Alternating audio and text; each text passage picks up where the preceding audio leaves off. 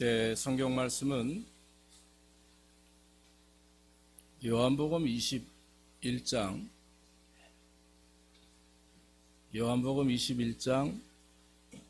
15절에서 19절입니다. 요한복음 21장 15절에서 19절 말씀. 제가 가진 성경으로 186페이지가 됩니다. 186페이지. 186페이지 요한복음 21장 15절에서 19절 말씀. 저희가 조반 먹은 후에 예수께서 시몬 베드로에게 이르시되 요한의 아들 시몬아 내가 이 사람들보다 나를 더 사랑하느냐 하시니 가로되 주여 그러하외다. 내가 주를 사랑하는 줄 주께서 아시나이다. 가라사대 내 어린 양을 먹이라 하시고 또 두 번 가라사대 요한의 아들 시몬아 내가 나를 사랑하느냐 하시니 가로되 주여 그러하외다. 내가 주를 사랑하는 줄 주께서 아시나이다. 가라사대 내 양을 치라 하시고 세 번째 가라사대 요한의 아들 시몬아 내가 나를 사랑하느냐 하시니 주께서 세 번째 내가 나를 사랑하느냐 하심으로 베드로가 근심하여 가로되 주여 모든 것을 아시오매 내가 주를 사랑하는 줄을 주께서 아시나이다.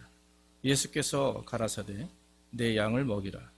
내가 진실로 진실로 내게 이르노니 젊어서는 내가 스스로 띠뛰고 원하는 곳으로 다녔거니와 늙어서는 내 팔을 벌리리니 남이 내게 띠띠우고 원치 아니하는 곳으로 데려가리라.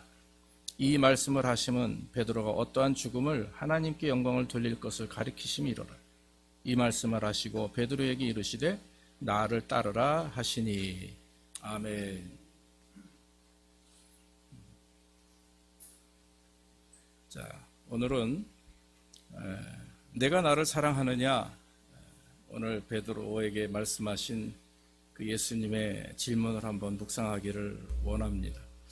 우리가 지난주에는 부활주의를 맞았죠. 이스터, 예수님이 부활하신 것을 기념하는 그런 예배입니다. 그런데 사실 우리는 날마다 이 주일이 원래 부활을 기념하며 드리는 예배예요. 이 주일 예배가. 특별히 4월 달에 한 번 둘째 주, 셋째 주에, 둘째 주에 부활주일을 우리가 섬기지만 우리는 늘 예수님의 부활을 기억하고 또 감사하고 우리도 주님처럼 부활할 수 있음을 하나님 앞에 이렇게 영광을 돌리는, 기뻐하는 그런 날이죠. 우리가 지난주에 말씀을 봤지만 예수님의 부활을 경험한 마리아나 이 사람들이 말을 했음에도 불구하고 제자들이 믿지 않아요. 이유가 무엇입니까? 뭐라고 그랬어요? 듣는 말씀을 기억하지 못했어요. 중요하게 생각하지 않은 거죠. 듣는 말씀을, 예수님이 하신 말씀을 매 말씀마다 좀 기억하고 마음판에 새기고 그걸 좀 의지해야 되는데 그러지 못했다는 거예요. 그러니까 중요하게 여기지 않았던 말은 기억을 들었어도 기억을 못하는 게 사실 우리 인간의 모습 아닙니까? 그랬죠? 그래서 그 부분은 사실 믿지 않았기 때문에, 그거에 대해서 아주 귀하게 여기지 않았기 때문에 그런 것이고, 그래서 예수님께서는 그런 제자들의 마음을 가지고 뭐래요? 너희들의 마음이 완악했다. 그래요. 그 완악함이라는 것이 악하고 아주 굳어져 있는 마음이긴 한데, 그런데 말씀을 들었을 때 그 말씀을 중요하게 여기지 않고 믿지 않았다는 자체가 완악함이라고 하는 거죠. 그리고 수요일 날에 제가 연결해서 무슨 말씀을 드렸냐면 153마리에 대한 말씀을 드렸습니다. 짧게 말씀을 드렸죠. 예수님께서 부활해서 제자들을 한번 만났어요. 만나고 나서, 그리고 나서는 이제 예수님께서 그들에게 내가 부활했음을 보여주셨어요. 그럼에도 불구하고 베드로와 야고보, 요한과 그 형제들 6명의 그 제자들이, 베드로까지 7명이 갈릴리 호수로 다시 간 겁니다. 왜냐하면 예수님이 십자가에 죽으셔서 부활했지만 이미 이제 우리와 같이 움직일 수 없다는 사실을 알고 나서 어떻게 했냐면, 괜찮아요? 살에 걸렸구나. 어떻게 했냐면 그거예요. 고기 잡으러 갔단 말이에요. 고기 잡으러 갔다. 그 얘기는 옛날에 했던 일을 먹고 살 일이 이제 깝깝한 거야. 그동안은 예수님만 쫓아다니면서 3년 동안 그냥 거기에 올인해 살았는데, 그런데 지금은 뭐예요? 내 스스로 내 힘으로 벌어먹어야 될 상황이 온 거예요. 그러니까 제자들과 베드로와 제자들이 갈릴리호수에서 다시 갔는데, 옛날 베드로를 예수님이 먼저 픽업하실 때, 제자라고 말씀하실 때, 그때도 하루 종일 밤새도록 고기를 잡았지만 잡은 게 없었어요. 한 마리도. 그래가지고 형제들하고 같이 고기 그물 한번 나갔다 들어오면 다시 깊잖아요. 이렇게 다시 정리하는데, 그러는 중에 예수님 만나가지고 나를 따르라, 내가 너를 사람을 낳는 어부가 되게 하리라 해서 배 그물 모든 걸 다 버리고 주님을 따랐거든요. 그런데 다시 3년 만에 그 상황이 된 겁니다. 그런데 배를 가지고 갈릴리오에 가서 이제는 7명의 제자들이 고기를 낚았는데 잡았어요, 못 잡았어요? 한 마리도 못 잡았어요. 똑같은 현상이 일어납니다. 그때 예수님께서 미리 가셔서 갈릴리오에 가셔서 새벽에 아침 먹을 그 식사를, 조반이라고 그러죠. 식사를 준비하시고 기다리시는 겁니다. 배가 들어옵니다. 배가 이제 멀리 한 90m 정도라고 해요. 이 길이가. 그 정도 멀리 있는데 잘 보이지도 않지만 예수님이 고기를 잡았느냐 그랬더니 한 마리도 못 잡았습니다. 그래요. 그때 예수님 뭐라고 그래요? 배 오른편에 그물을 내려라 그래요.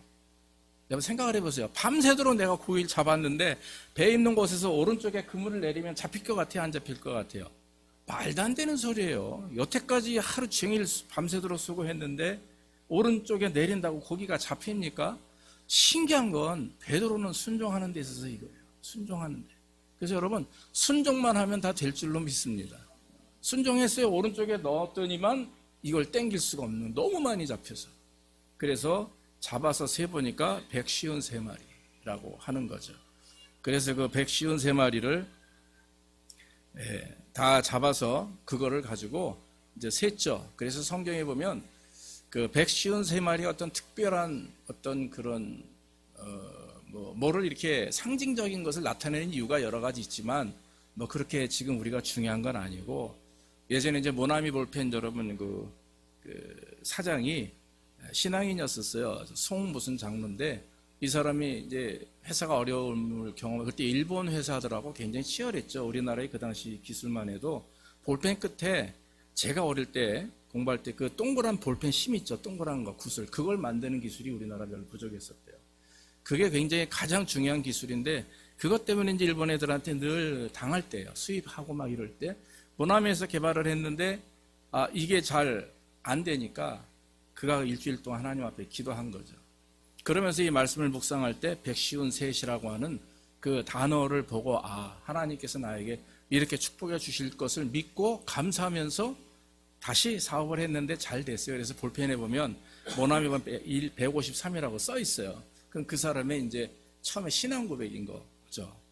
뭐 어쨌든 이렇게 해서 예수님께서 그 새벽에 그 제자들과 같이 식사도 하시고 또 예수님의 제자들은 다시 기적을 체험하게 되었습니다.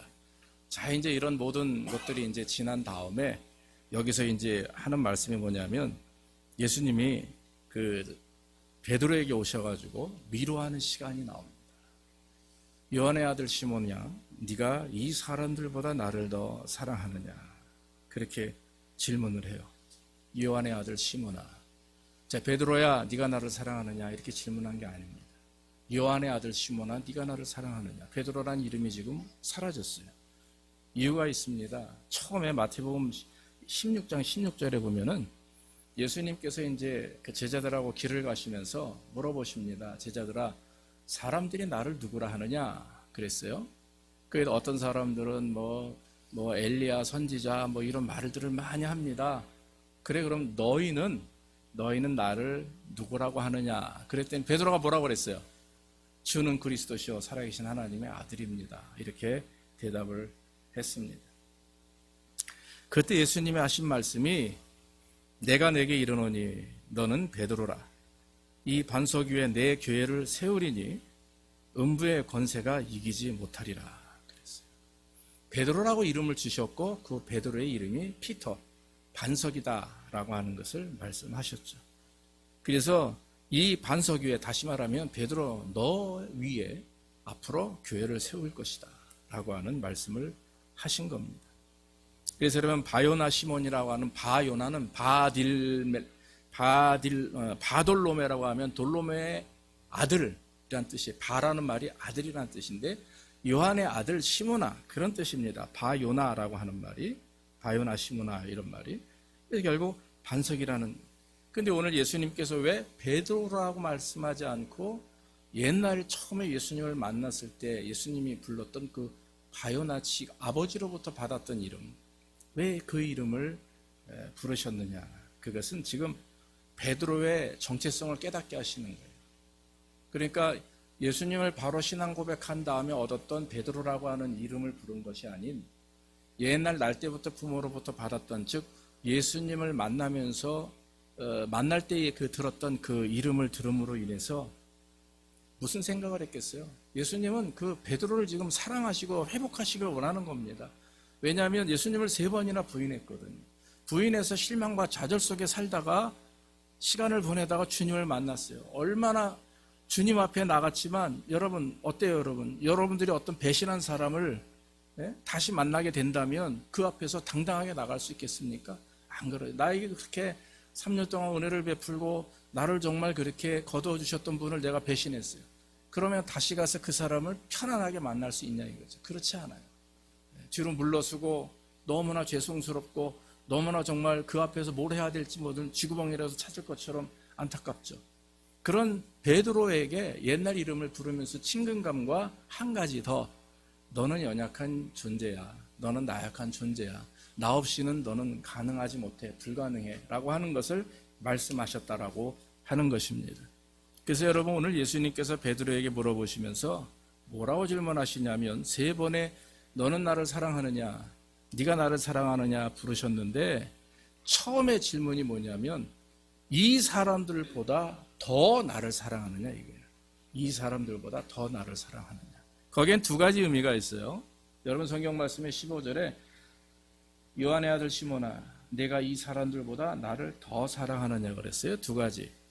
이 사람들이라고 하는 의미 속에는 말 그대로 베드로 주변에 있는 많은 제자들을 포함해요. 베드로 주변에 그 7명의 제자들이 있죠. 그 사람들보다 나를 사랑하느냐 질문하셨어요. 질문의 의도가 있습니다. 베드로에게 다시 한번 상기시키는 겁니다. 옛날에 뭐라고 얘기했냐면은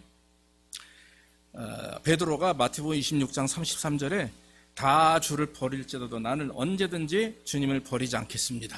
이런 어떤 호언장담을 했어요. 그런데 예수님께서 그 말을 하는 베드로에게 네가 다 굴기 전에 나를 3번 부인할 것이다 말씀하셨거든요. 그때 여러분, 이 사람들보다, 그래 너가 예전에는 나한테 벌써 얼마 안 되죠. 예수님이 부활하시고 40일 동안 다니셨으니까 그때 뭐 한 1, 2주 전에는 너가 나한테 다 버릴지라도 너는 나를 버리지 않겠다고 했지만 버렸느니라. 그러나 지금도 그렇게 말할 수 있느냐라고 하는 마음이에요. 어떻게 들어보면 예수님이 지금 비꼬는 것인가? 그게 아니에요. 예수님은 베드로를 어떻게든지 위로하시고 또 그를 사랑하는 마음을 증거하기 위해서 그렇게 말씀을 하셨어요. 또 한 가지, 사람들보다라고 하는 것 안에는 이 모든 소유들, 베드로가 가지고 있었던 모든 소유, 그러니까 그물뿐만 아니라 모든 도구들, 먹고 살기 위해서 사용되는 모든 것들보다 더 나를 사랑하느냐. 그가 가진 건강, 물질, 가족, 주변에 있는 형제들, 친구들보다 더 나를 사랑하느냐. 그래서 너가 이제는 모든 것을 다 포기하고 정말 나를 따라올 수 있느냐, 이런 뜻이에요. 그 전에 베드로는 다 모든 것을 포기했다고 했지만 3년 동안 주님을 따르면서 제자들 마음속에는 조금씩 욕심이 일어나기 시작을 합니다. 왜냐하면 예수님이 기적도 일으키고 죽은 자도 살리고 그 다음에 병든 자도 고치면서 사람들의 관심이 집중하다 보니까 예수님의 제자들이 무슨 생각을 합니까? 예수님의 나라가 도래하면, 주님의 나라가 도래하면 나는 오른쪽에, 또 나는 왼편에, 즉 참모로서 나를 높은 자리에 앉혀주십시오. 이런 마음들을 가지고 있었던 거거든요. 여러분 어떻겠어요? 지금 만약에 우리 주변에 정말 우리를 끔찍히 좋아하고 사랑하는 분이 어느 분이 나오셨는데 엄청난 높은 분이에요. 그럼 여러분들 다들 저분이 나에게 무엇을 해줄까라고 하는 것을 기대해요. 나를 어떻게 도와줄까? 나에게 어떤 것을 주실까? 라는 걸 기대합니다. 마찬가지로 베드로와 12명의 제자들도 11명의 제자 다 동일한 생각들을 가지고 주님을 쫓았다라고 하는 것입니다. 그때 베드로가 대답한 것은 내가 주를 어떻게 사랑하시는지 주께서 아십니다. 재밌는 것은 예수님이 3번 네가 나를 사랑하느냐 질문하실 때 첫 번째, 두 번째 사랑이라는 단어는 아가페예요. 아가페오. 아가페라는 사람은 절대적인 사랑을 말합니다. 절대적인 사랑이라고 하는 것은 어떤 것을 기대하는 사랑이 아니라 철저하게 내 목숨까지도 내어놓을 수 있는 그런 사랑을 아가페 사랑이라고 해요. 그런데 제자인 베드로는 첫째, 둘째 거기에서 사랑합니다라고 하는 말의 의미 속에 뭘 넣냐면 필레오, 인간적인 사랑. 나는 주님처럼 절대적으로 목숨을 바치면서까지 주님을 사랑하지 못했습니다. 주께서 내가 어떻게 당신을 사랑하는지 주께서 아시나이다 그랬어요. 내 사랑합니다 이게 아니라 주님, 내가 어떻게 주님을 사랑했었는지 그것을 주님은 아십니다. 주님은 나를 그렇게 아가페적으로 절대적으로 십자가에 죽으시면서까지 나를 사랑했지만 나는 주님 그렇게 사랑하지 못했습니다. 나는 그저 인간적인 사랑, 그걸 통해서 주님 앞에 나는 사랑이라고 고백을 했습니다. 이렇게 회개하는 마음으로 고백하는 거예요. 여러분, 잘못은 저지른 사람한테 야단치는 것도 어떻게 보면 하나의 방법일 수 있지만 그게 아니라 스스로 자기의 잘못을 고백하게 만드는 게 더 중요한 거예요. 그러기 위해서는 상대방 입장에서는 그 사람에게 어떻게 해야 됐어? 예수님과 같이 사랑을 보여줘야 되는 거죠. 너 이거 잘못했으니까 안 돼. 이게 아니라 윽박 지르는 게 아니라 사랑으로 그 사람이 스스로 자기의 죄를 고백할 수 있도록, 자기의 잘못을 고백할 수 있도록 하는 거죠. 그게 굉장히 중요한 것입니다. 오늘 예수님은 당연히 하나님이시죠. 그러니까 사람을 다루실 줄 아는 거예요. 그 제자들을 다루실 줄을 아는 거죠. 생각을 해보십시오. 3년 동안 내가 이 사람을 잘 데리고 다녔는데 내 제자인데 중요한 시기에 제가 나를 3번이나 모른다고 부인해.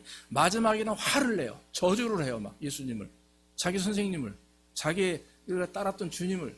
그러면서까지 주님을 부인했는데 그 예수님은 다시 와서 그 베드로의 마음을 위로하기 위해서 오셔서 동일하게 3번 질문하시고 3번의 답을 듣는데 베드로는 자기가 예수님을 사랑합니다라고 얘기하면서도 그 주님의 사랑이 미치지 못했던 것을 회개하고 있는 거예요. 지금 참회하는 거예요.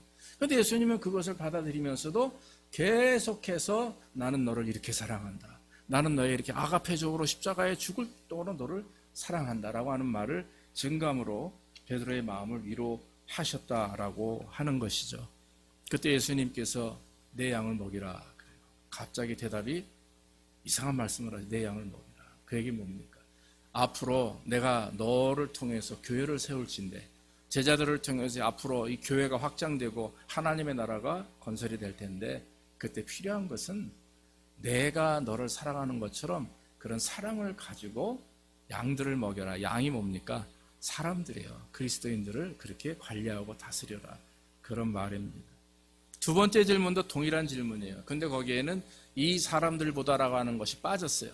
거기에는 그저 단순하게 네가 나를 사랑하느냐.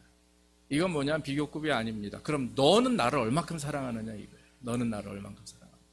그래서 내 목숨을 다할 때까지 정말 나를 사랑할 수 있느냐. 이렇게 말씀을 하신 거죠.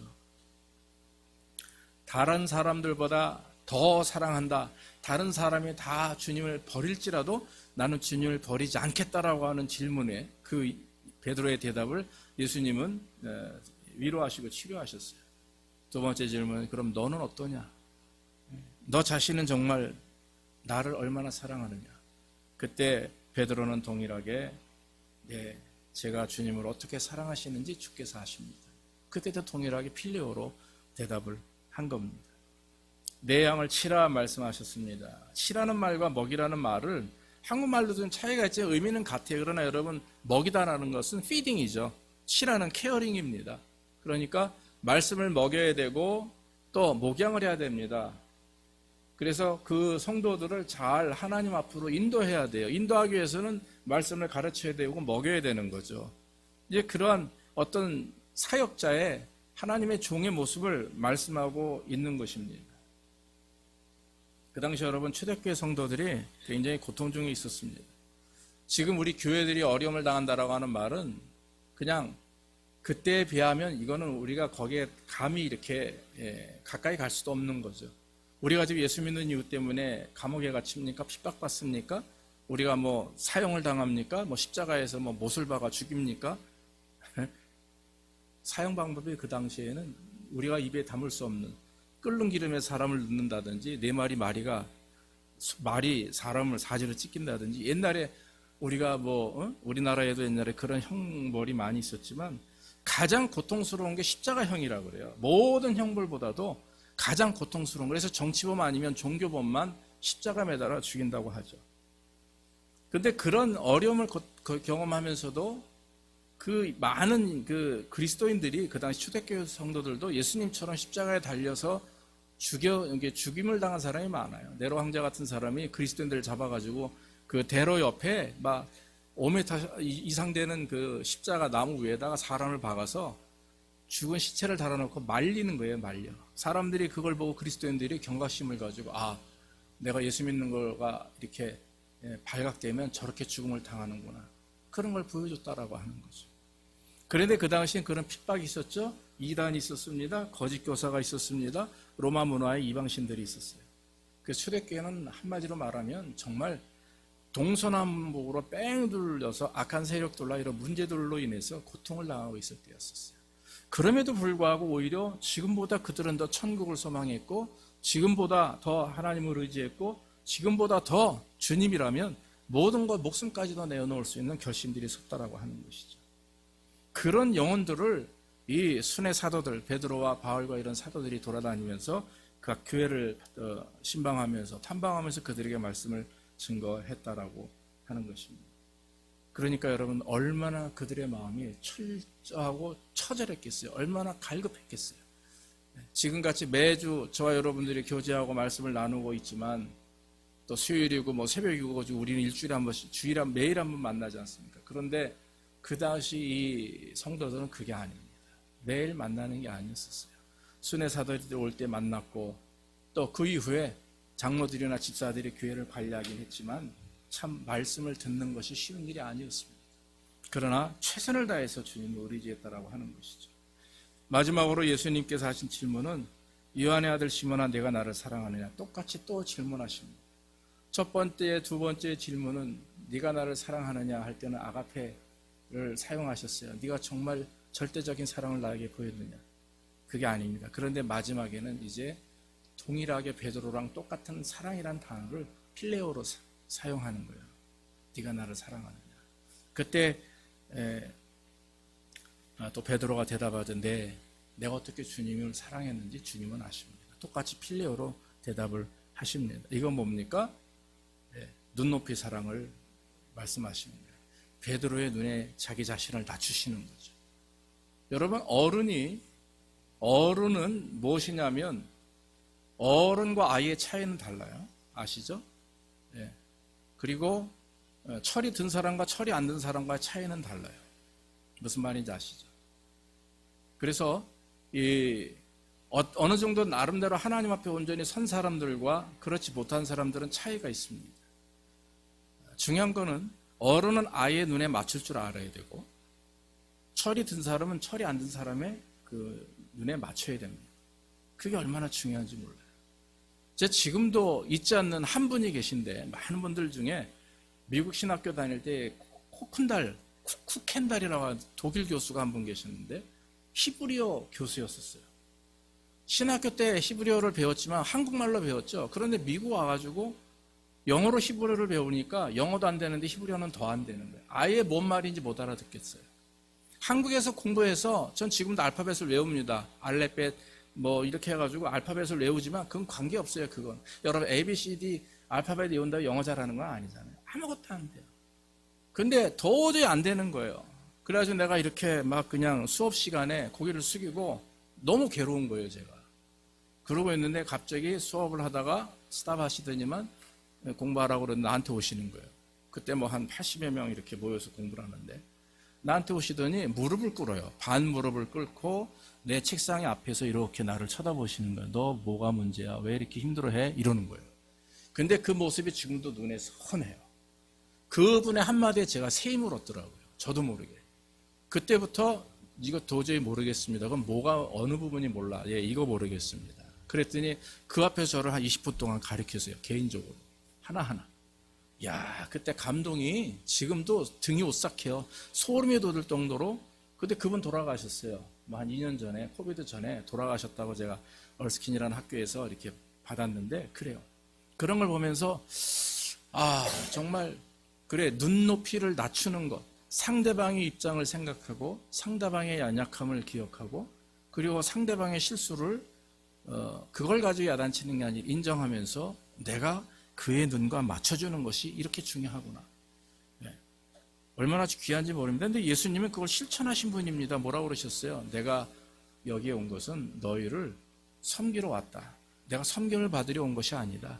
너희를 섬기기 위해서 내가 이 땅에 왔다라고 말씀을 하셨습니다. 그때 예수님께서 말씀하신 것이 또 내 양을 먹이라 그거예요.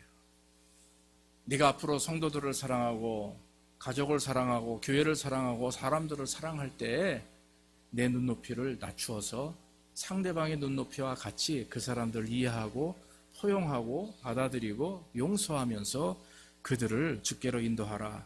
그런 말씀을 하신 줄로 저는 믿어집니다. 할렐루야. 사랑하는 여러분, 예수님은 베드로를 야단치시려고 불러다가 3번 너의 잘못을 기억해라라고 말씀하신 게 아니에요. 잘못 우리가 오해할 수 있습니다. 왜 그렇게 말씀하셨을까? 그러나 그게 아니에요. 그 예수님의 사랑이라는 단어와 그분의 내 양을 먹여라, 내 양을 치라, 내 양을 먹이라는 마음은 그런 하나님의 귀한 용서와 섬김과 그를 받아들이는 포용하는 능력이 있다라고 하는 것입니다.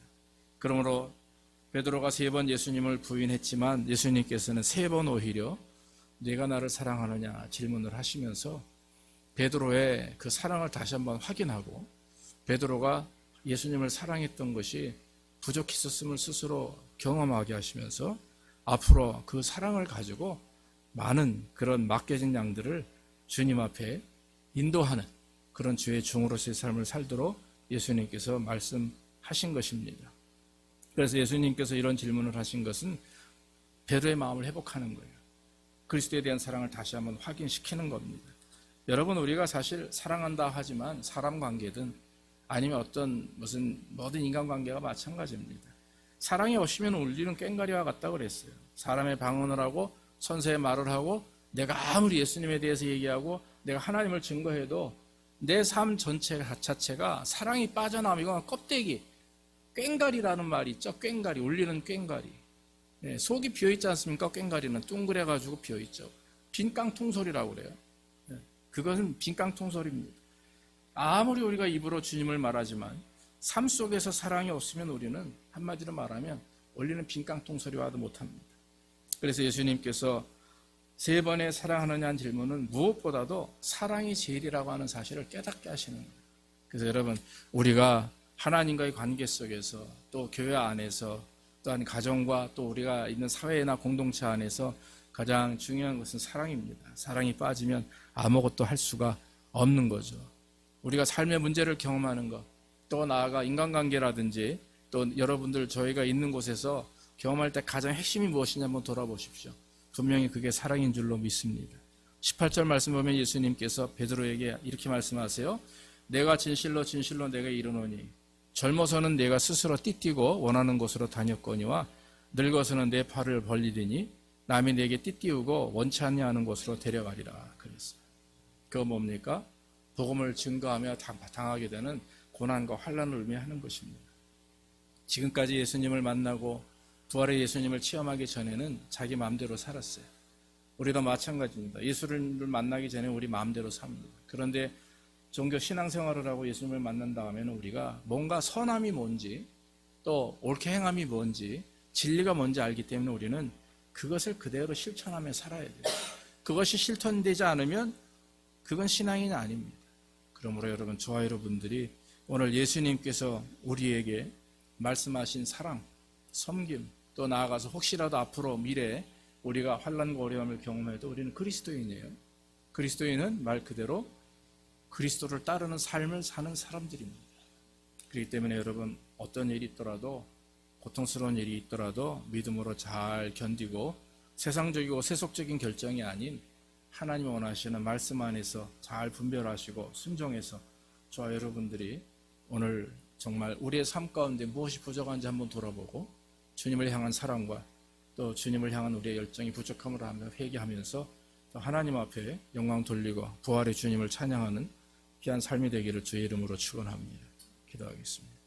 아버지 하나님, 감사합니다. 오늘도 부족한 종을 통해 주의 말씀을 증거할 수 있도록 인도하시니 감사합니다. 네가 나를 사랑하느냐 질문하시는 예수님의 질문에 베드로의 대답은 내가 어떻게 주님을 사랑했는지 주님은 아십니다라고 고백합니다. 예수님의 사랑과 베드로의 사랑이 같은 무게는 아닐지라도 그러나 예수님께서는 그 베드로의 사랑도 인정하시고 사랑하셨으며 용서하셨습니다. 비록 실수하고 심지어 예수님을 3번이나 부인했지만은 그러나 예수님께서는 베드로의 그 상처와 아픔을 아시고 친히 찾아오셔서 개인적으로 베드로에게 질문하시며 베드로의 마음을 치유하셨습니다. 아버지 하나님, 이 시간 우리에게 찾아오시고 각 사람마다 주님 함께 하셔서 그의 마음의 상처와 고통을 치료하여 주시옵소서. 사랑의 부족함과 또 사랑받지 못함과 사랑하지 못함을 용서하여 주시고 늘 주님 우리의 마음속에 그리스도의 사랑으로 충만케 하시고 우리가 하나님 우리의 눈높이를 낮추고 상대방의 눈높이에 맞출 수 있도록 인도해 주옵소서. 그래서 이해하게 하시고 용서하게 하시고 배려하게 하시고 함께하게 하셔서 정말 우리들의 교회가 우리의 가정이 또 우리의 인간관계가 또 우리가 속하 있는 이 사회가 사랑으로 하나 되는 역사에 있도록 주께서 인도해 주옵소서. 예수님의 부활을 다시 한번 찬양하며 모든 말씀 예수님의 이름으로 기도하옵나이다. 아멘.